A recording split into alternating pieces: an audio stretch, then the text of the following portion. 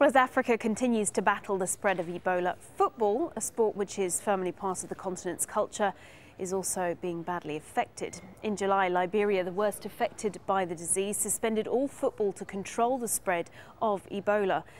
In early August, Sierra Leone's players were refused entry to Seychelles for their match, the Seychelles choosing to forfeit the game and with it any chance of making the finals. Lesotho refused to let their under-20 team travel to Nigeria, another country battling the outbreak. And speaking of Nigeria, earlier this month, fans at the match against Congo underwent Ebola screening.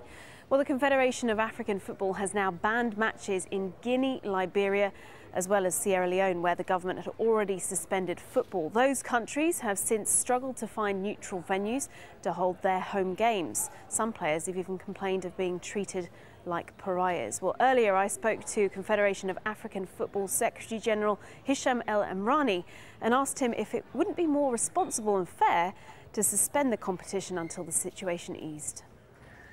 Well, it's simply not possible from our perspective. We're bound by the international match calendar, considering as well the fact that the African Cup of Nations is starting next January. And this concerns one or two countries out of all the countries that are participating currently in the qualifiers, which are 28. So to an exceptional situation, we have to find exceptional measures, and this is what we're currently implementing.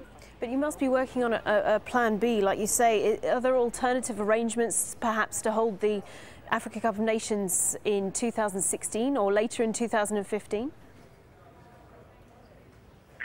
No, this is not part of the plan. There's absolutely no risk in terms of health having the Cup of Nations in Morocco. So what we're currently doing with the current qualifiers is making sure that together with the authorities, our member associations, that the health requirements are stricter, that any delegation coming from infected areas is checked upon departure and also upon arrival. And also we exchange the various communication needed with the World Health Organization. But we're pretty confident that despite the importance of the virus, that the qualifiers will be completed to allow us to have the tournament go on in January next year.